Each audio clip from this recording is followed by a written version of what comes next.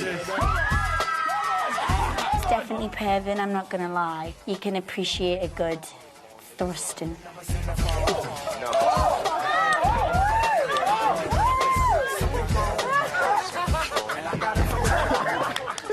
So I pull it all in.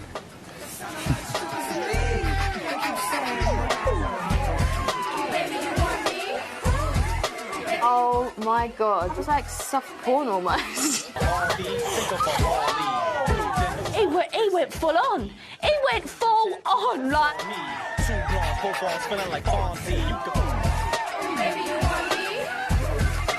Wow, that was special.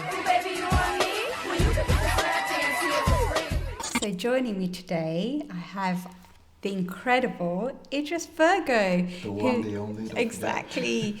He is a professional boxer and a reality star who's been on Love Island. So I'm so excited to really dive into your story. So tell me a little bit about yourself. Where did you grow up? Grew up in Birmingham. Nice place, quite decent. Some people might say quite violent because they're Peaky Blinders, but hey, that's another story. But, yeah, just born and bred in Birmingham. Quite enjoy it. But now I'm here in London. Absolutely. I mean, where did your passion for boxing come? Because obviously, you know, growing up in Birmingham, like you said, there's been a lot of violence. Yeah. Your environment kind of shapes you sometimes. Yeah. Where did this attraction to boxing stem from? I think it happened when I think I was 12 or 13. I think. Me and my sister playing outside, having a little, obviously playing games with what you do with your brother and sisters or sister. As a kid, don't know his name, decided to obviously push my sister, assault my sister. So obviously as the big brother, I've gone to a defender. We're getting a little scuffle, pushing back and forward. He's picked up a stick, he had like a nail on there, and hit me over the head with a stick. I'm not gonna act like a macho man and act like that didn't hurt. I literally got into tears. I was crying, left obviously where it was, went back home. My mum got a bit upset, and we decided to move from I think it was from Handsworth to Moseley, different part of Birmingham. So we moved down there, and then in a nutshell, started from kickboxing first. My brother done it. He was competing, done quite well. I trained but didn't compete. But my dad was like, "Oh, if that was Idris in the ring, I would knock the guy's head off." Because I got like a violent side to me, but quite, I say, silent assassin, I would say. So my brother stopped training, doing kickboxing, and then found myself in a boxing gym. I remember the first spar I had bloody nose, literally. And how old were you at Oh, this sorry. point? No, I'm just intrigued because your story is fascinating to me. Because, you know, I can't imagine if someone attacked one of my family members and to then react that way, and you think, you know, you're quite young yourself at that point, I imagine. Yeah, I was, as I said, I think I was 12 or 13, but it was a shock for me as well. I'm just reacting because that's my sister. I didn't want to get assaulted, so I'm protecting my sister. That's probably how I've been brought up at a young age. So for that all to happen, hence why we done the kickboxing, and then I decided to do boxing. And then I think when I actually knuckled down in boxing, I was about, say, 15 onwards, going on to like 16, 17. And then from there, I fell in love with boxing. I got beat up. I got beat up, but I enjoyed it. I kept coming back. Doing all the fitness. What kept you going? You know, I'll be honest, it was the coach as well in Birmingham.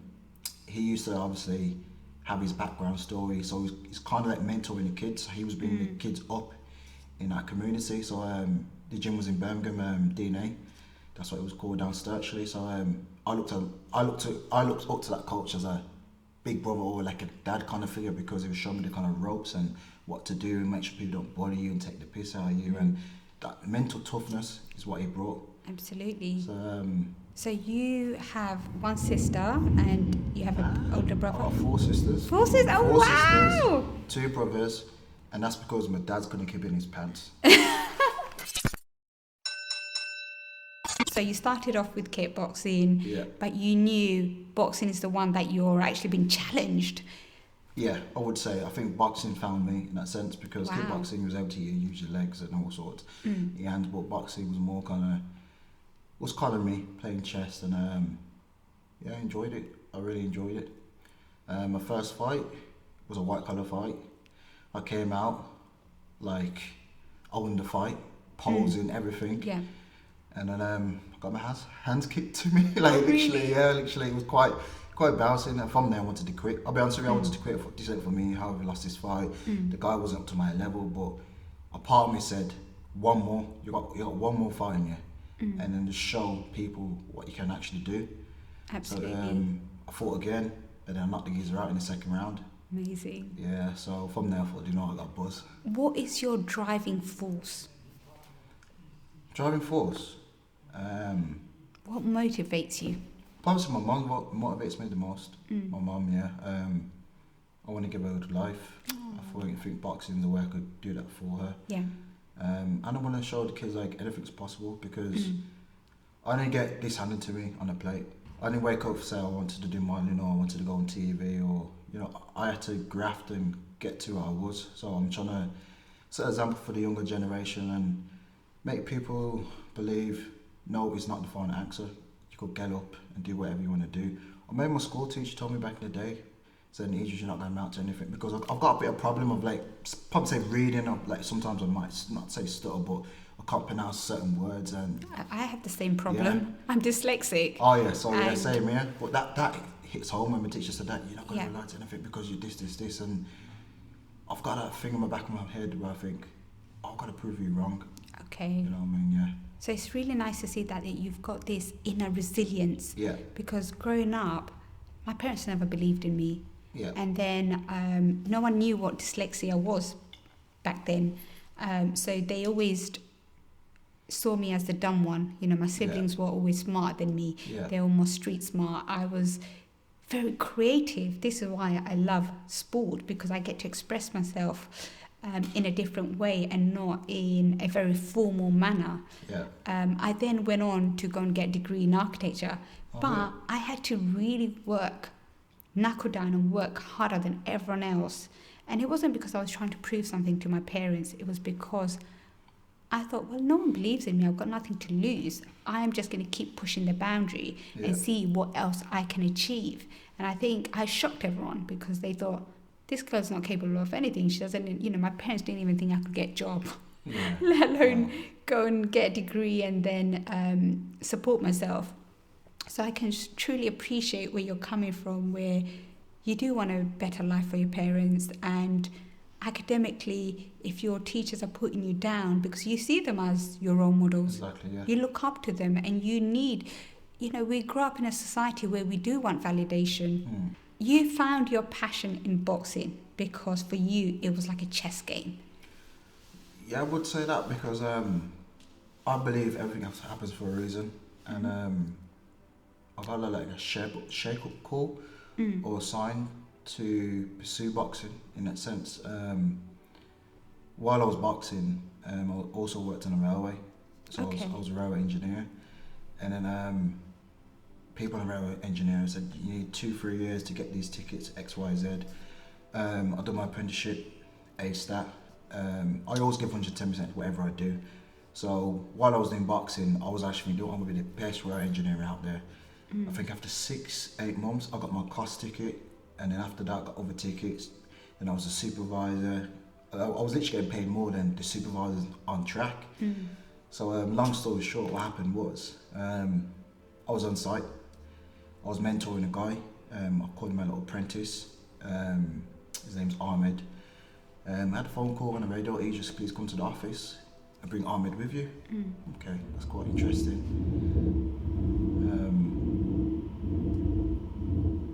So we got that call from the radio. We were walking out to the office. One of the supervisors were outside. I can remember this like yesterday.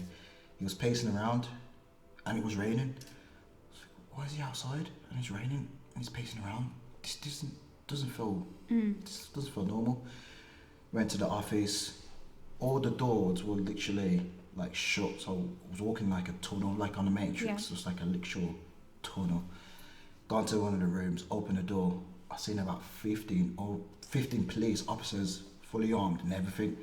I've turned back around and I'm seeing the hallway just flooded with police officers. I'm like, what's going on here? You've been reported that you're planning a bomb on a railway. I said, excuse me?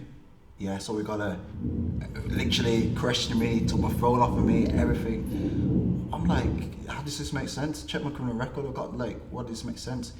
We got a reported call that you're planning something, so we've got to chase it up in X, Y, Z. So they've done that, they've locked down the site, sniff dogs came on site, lockdown started for about a couple of hours. They released us, obviously the shift got canned, got sent home. And I think I had a shift the next day, phoned up, what's going on with that shift? Goes, you've been obviously been benched for a while, been benched, then I got received a letter from Network Rail saying you've been suspended. Yeah. While the investigation is going on. Go, yeah. But what led up to that? Why would they, I mean, that's a huge accusation.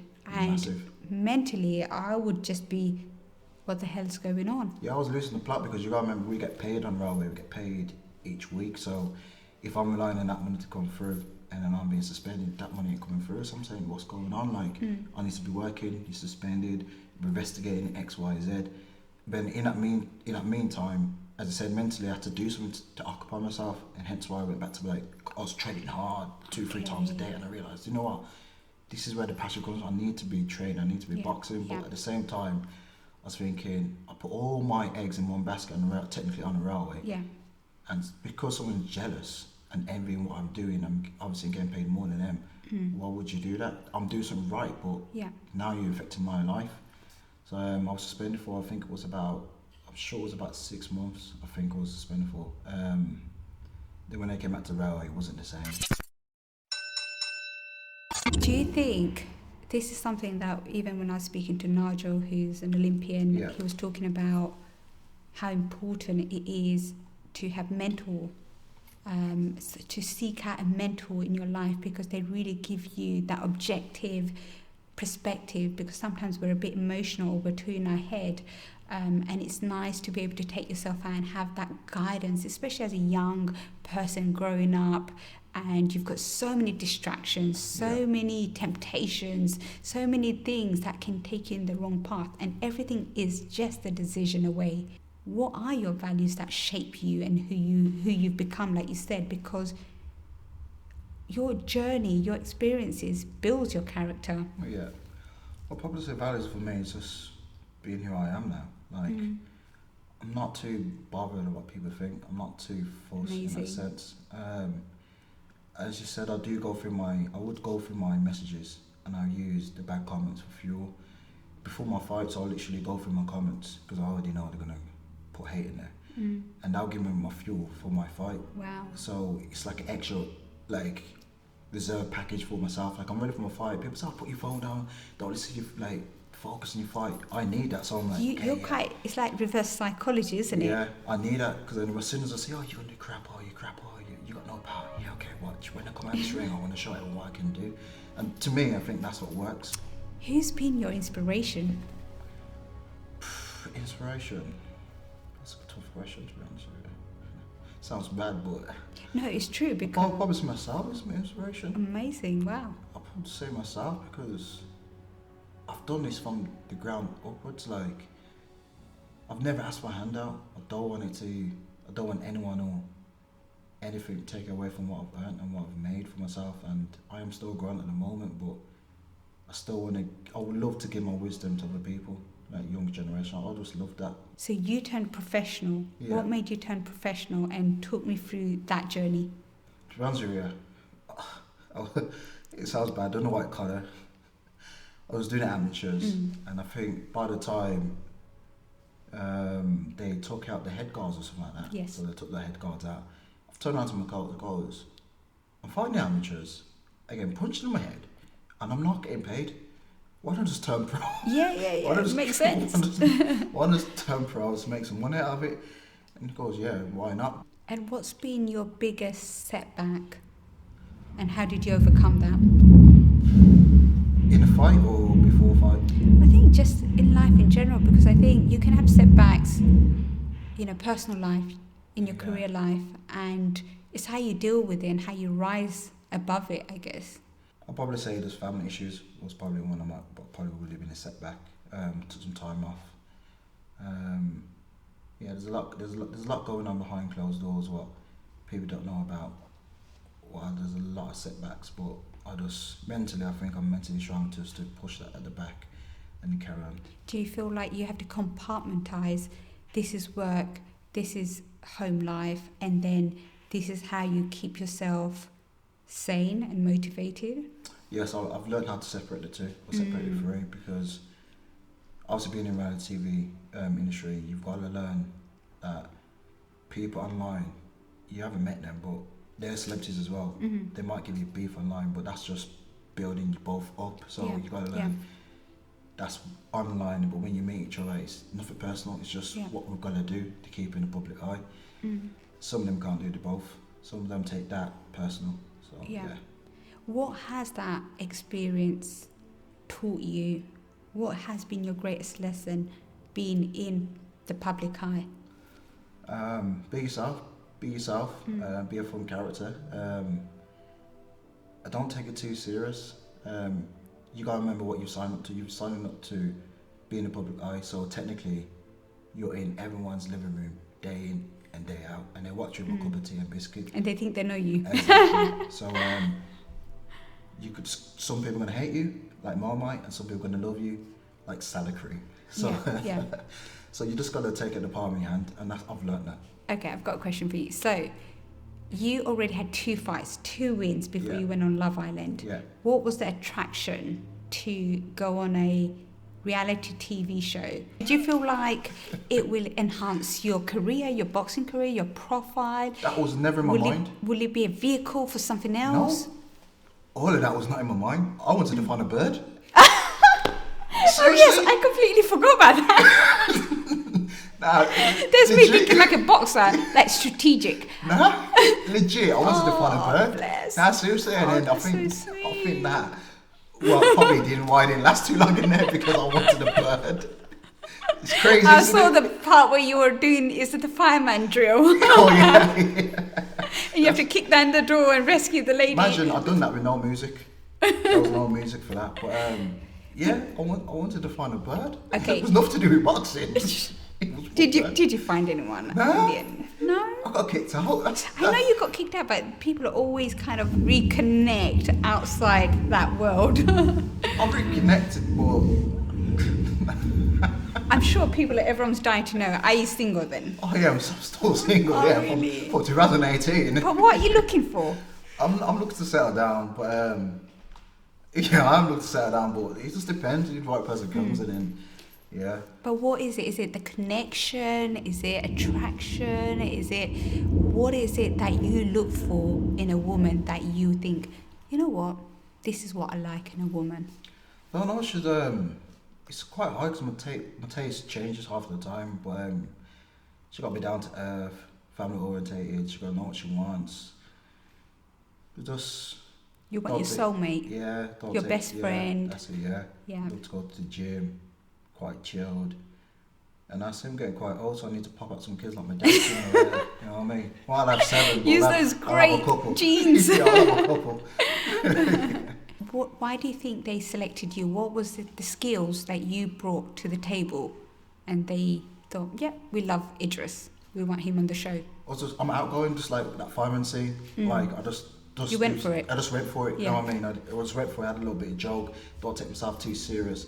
And that's what they want, and that's what I believe reality TV and people whoever watching this now, if they think they want to go on TV, don't be worried how you look. You know what I mean? Just be yourself, and 9 out of 10, or actually 10 out of 10, I guarantee you, be on these TV shows, or you'll do well. I think people are too cautious of thinking, do I look right? I can't do this because I don't look right. Forget about that. Go out there. If you want to be a model, go be a model. Don't care how you look like. You know what I mean? You could do whatever you want to do. You know what I mean? There's not a certain standard you've got to live up to. What's been your greatest lesson then since Love Island? What has that show taught you? It's taught me to be more myself, because remember my main focus was to find a bird, so that's how I think I messed up. Because when I was in there, half the guys in there and girls, they were playing a kind of game. They were playing a game. And I realised that near the end, when I did get booted out, I'm thinking, oh should have played the game, but I kind of just be myself. I done another show called The Challenge, MTV, and I learned from that as well. And you gotta, from that show, you had to learn how to socialise and. But then, do you need to play the game? Because I think. Yeah, you do. Why do you think it didn't plan out for you? Because they didn't want to get sent home. They had a golden ticket. Whoever they was coupled up with, they knew if they're separate from their partner, they got more of a chance to get voted out by the public. Because remember, the public runs the show, so if the public are used to those two couples being together for a longer time. Yeah, and I've came in and separated them, that couple, they'd be like... They're already emotionally involved. Yeah, then I'll be the bad guy. Yes, No, I not see. the good guy. But they wanted you to go in to create some drama anyway. 100%. You always got to be bad to be good, you know what I mean? Just like Tyson Fury, he was a bad guy, everyone hated him. Few months later, he's one of the good guys. Same thing with David Zora, everyone hated him. Now he's a good guy, you know what I mean? There's always got to be a bad guy, but when the bad guy turns good, we've got a story. The reality shows. Yeah. How has that impacted your boxing career? It's changed my boxing career. As soon as I came out of Love Island, it was just crazy. Everything changed. That jump what I needed in the back of my mind when I said I need to get out of being on the railway happened, because that gave me the opportunity to say, see you later railway, thanks for everything. I could focus on my boxing. So it changed my life. People get the wrong perceptive of, can't say the word now, of Love Island, but for me it was a career changer. Yeah. And I do wish I was in there longer, but... To make more of an impact. Yeah, 100%. How do you deal with failure? As an athlete, obviously it's part and parcel of the job. You know, some you're going to win, some you're going to lose, some you might get a draw. How do you deal with that and bounce back? That's what I do. Is just I hit back in my mind. I'm thinking, okay, you failed. You're not making that mistake again, and two, you just got to keep pushing forward. Do you see it as failure though, or do you see it as I've won or I've learnt? I've learnt. No, I've learnt, because when you was a baby, you crawled, you stopped, you walked, you dropped back down. Yeah. You wasn't thinking, oh crap, I ain't gonna start. I'm gonna do that again. I'm constantly. Just crawling. keep going. You get back up, you try to walk. You get back up, you try to walk, and eventually you're walking. Yeah, because Same the thing confidence with life. keeps growing. There we go. So it's exactly the same thing. Amazing. You can't afford to get back up. So yeah. How has your boxing career evolved since then? Because I know now you've had 13 fights. Yeah. And all victories. Yeah. One draw. One draw. Yeah. How has that manifested? You know, are you absolutely, thriving in the boxing scene now? Yeah. My career, to be honest, has been quite decent. I am thriving in the boxing scene, but there's a bit of a hiccup with promotion, the promotion side of things. When I reveal that, I'll give you exclusive for in the ring. But for now, and that's one lesson I'll tell younger generations to be careful. Yeah, because sport itself is not just sport; it's the politics that comes. Literally, it's crazy because mentally, I'll be honest with you. Actually, this what I'm going through now with this, it's mentally, it's totally destroyed me in the sense of. I'm so sorry. Yeah, it's like for me to lose weight, I do it quite quick. But because of the stress of what they're giving me, I'm struggling. Putting weight on, can't sleep. Like it's literally hard. It's the emotional aspect of it that's draining you, because this is something you've worked so hard for, and you've had this really amazing platform. Yeah. You've achieved it, you've worked hard for everything, and all of a sudden, due to politics, your career's on hold. Oh, yes. Like, I just, like, half the time I feel run. It's crazy how one situation I thought I was mentally strong could turn upside down when I'm like, what's happening here? Just like, in my mind I'm thinking, you could deal with this, but why can't you deal with it? I'd have deep thoughts of actually deep thoughts, so I don't know say what kind of deep thoughts, but I have deep thoughts. But it's weird because the people behind it, they're just it feels like they don't have a heart, or they don't understand what you might put someone through. You realise that you can't just be good good is not Yeah, good exactly, enough. yeah. You need to be exceptional. You need to exceed. And you know what? Now, I don't get so emotional about these things because I think, okay, how do I now find a solution to my problems? Yeah. Not dwell on the problem itself. Yeah, and that's what I'm kind of dealing with at the moment. That's what I'm trying to do. I'm trying to use it as fuel, but yeah, I don't understand how you would just wake up and you want to do that to someone. You know what I mean? That's like, and I'm not going to make that change who I am. No, absolutely. You know what I mean? Because things like that could change someone, especially stuff on Twitter, for example, or put stuff on social media. Because what people do is they use that information against you, or they bring that back up. So the best thing to do is get a black book and just write all your emotions in that black book. And then when you're done, you've closed that, you've released it. Amazing. And you feel better. And then you don't have to share that on social media, because as soon as you do share it on social media, 50% of people are going to be happy, or like, oh, okay, or uplift you, or half of them are going to be negative and draw you even more down.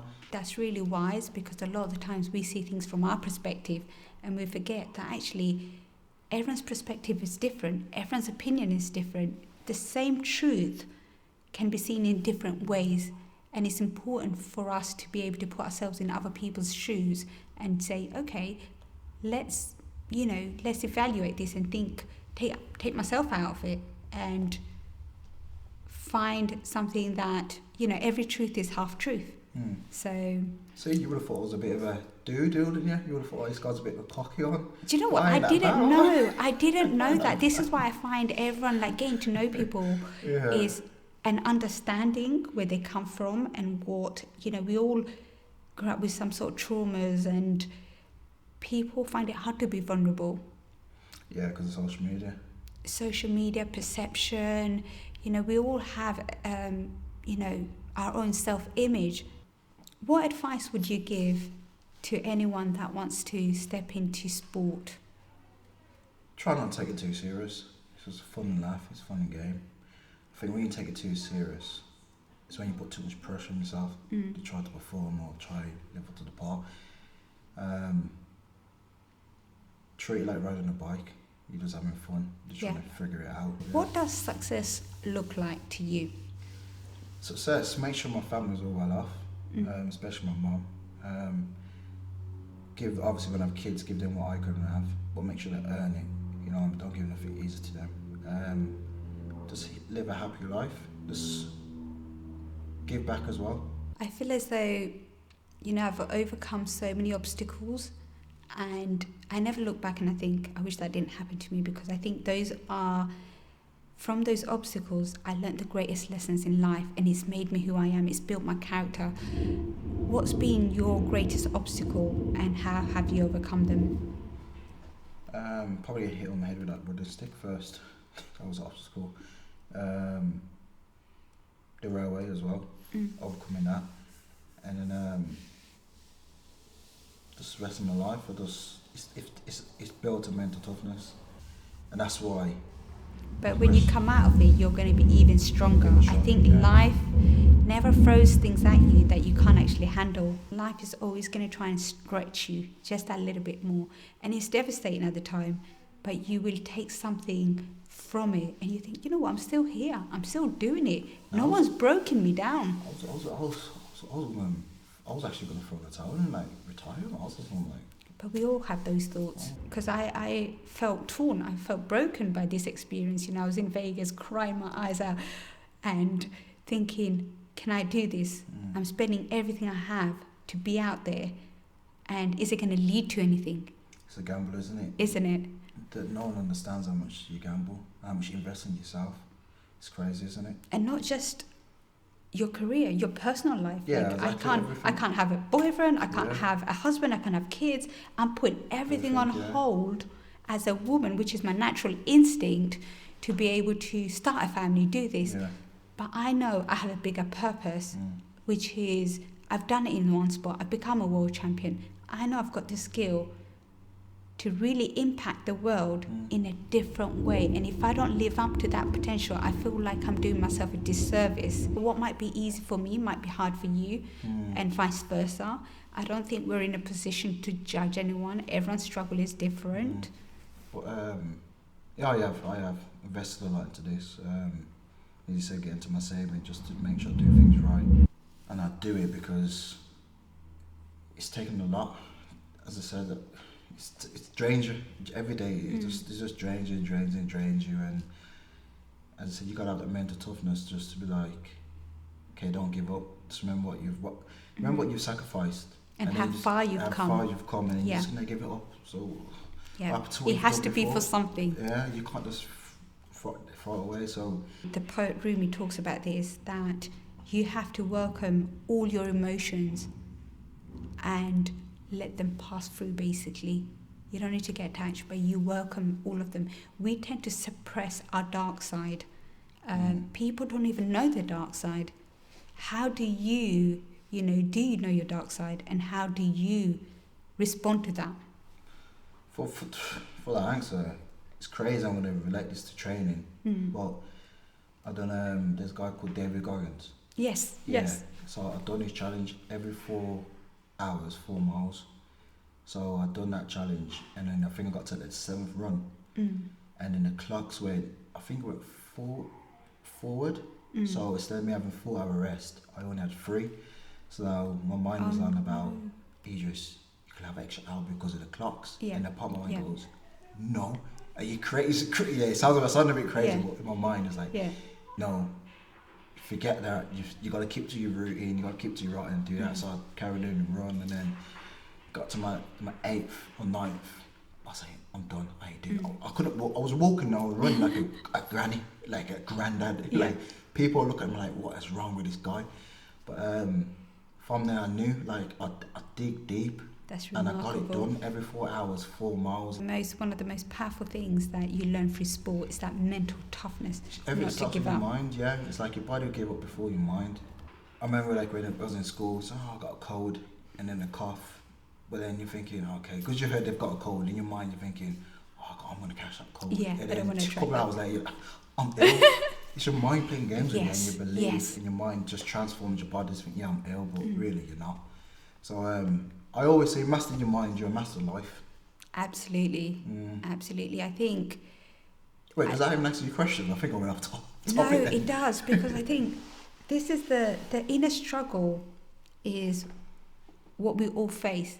The struggles are not really outside, it's how we assign meaning to every circumstance. It's like what Shakespeare says, nothing is good or bad, it's what we make of it. We think we know you, but internally no one knows what someone's going through, and I think that's why mental health is so important. I do believe that's another level for people to express themselves. Just write it down, because it will help, because you're writing it down and it's getting out of your system, and you technically while you're writing, you're literally reading it out of your mind. You're releasing that emotion, isn't it? Rather than suppressing it within you. I want to give back to people and deal with things. As I said, if I get a golden ticket, I'm going to split my golden ticket in 10 ways and try to help people out. So kind. I think this is what the world needs, and I think it's really good that you have your sights on not just boxing, life after boxing. What is your message to, your audience? Just never give up. Just make sure, as I said before, no is never the final answer. You know what I mean? Because someone Cal presses that red button, it doesn't mean you gotta go home. Absolutely. I took a little job, but but just keep on going. There's always a light at the end of the tunnel. I don't want to give two shades, because I could literally carry on with the 2 shades. But, yeah, man, if you really, really want it, it could happen, you know what I mean? And you just gotta sacrifice a lot of stuff to get to where you need to get to, but you'll find a way there. So when are we going to see you next? So your aim is to hopefully be more active next year? Probably next year now, after this politics going on. Yeah. I'm not getting any younger, I'm getting older. Are we going to see you as a world champion? Is that your ultimate destination in boxing? Yeah. you'll see me as a world champion, and hopefully, fingers crossed, my biggest fight is to take those bouts of Canelo. That'd be amazing. I'd love to see it on the front. I've got a feeling inside of me that fight's gonna happen. I don't know why. I think it's gonna happen because I think I said to someone the other day. I said, I'd love to fight Canelo, and then Canelo put a tweet out saying he's got a few more years going ahead. I'll keep on going, and I thought, bloody hell, yeah. Do you know one thing I've learned through sport is all about visualization. Yeah. If you already see that fight happening in your mind and your instincts is that will be drawn to you. Yeah, Canelo, man. Nothing's impossible until you've done it. Once you've done it, everyone thinks, oh, it's possible. Exactly. But prior to it, everyone thinks everything's impossible. That's it, yeah. Because I watched too much Mission Impossible. Well, the thing is... Actually, that was possible, wasn't it? Oh, crap. Forget what I said then. Well, look how you did Love Island. You didn't even contemplate that. I know, yeah. But I think what you did was your intuition guided you and Yeah. said, this is the right path for you to get to the next level in your career. Such an enjoyable conversation. And I look forward to your career going from strength to strength. If you're fighting Canelo, I'll be ringside. Yeah, honestly, yeah. In fact, I might even be on the undercard. That'd be good. I'll give you another card. I'm like, oh, she's got to be another card. Yes, that would be amazing. Yeah. I wish you all the luck in your boxing career, Likewise. in your presenting, acting, everything that you want to do. You're such an amazing person, and what a great role model you are. So thank you for sharing your time, your wisdom, and your story with me. I'm not that old yet. No, but you don't have to be old to be. You don't have to be old to have wisdom. I think I've got wisdom. So thank you, Idris Virgo.